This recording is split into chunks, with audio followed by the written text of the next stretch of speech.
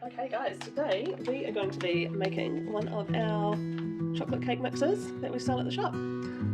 This can be made into a 20cm cake, which is about 8 inches, or 24 cupcakes. The bags come heat sealed, so this one here.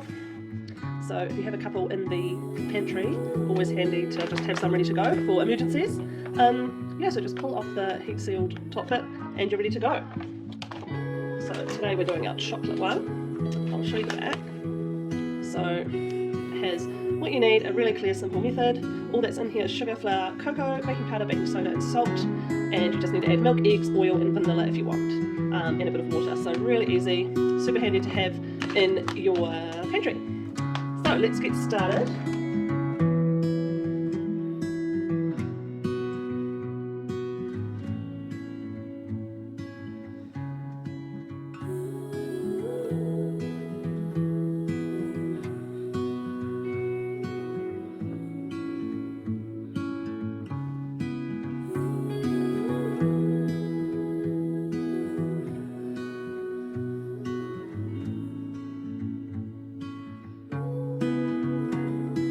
Cup of boiling water to add at the end when that's all combined. So I'm going to speed it up a little bit.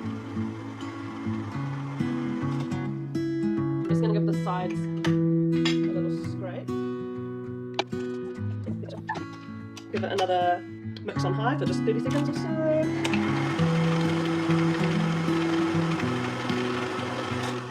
Alright, that wasn't 30 seconds, but you give it a little blitz.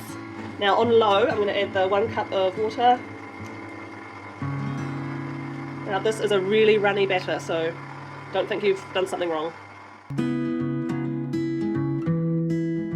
So what I have done, I've got 3 6-inch tins. These are the Fat Daddy-O's ones we stock at the shop. And I've just traced them onto baking paper and cut out little circles for the bottom. So I've sprayed around the edge at the bottom and the sides and just got the paper at the bottom. You can line the sides if you want, but I never do and I never have a problem. And I don't think you need to, so I've just had some light cooking spray on the sides.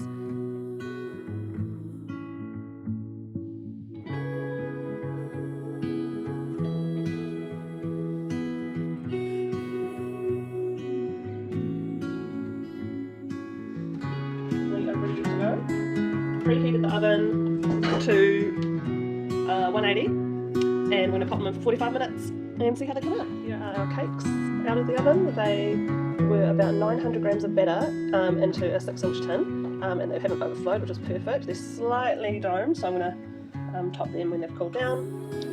These took about 55 minutes, but I did them at a lower temperature. I did them at 160 degrees because our oven is a bit funny.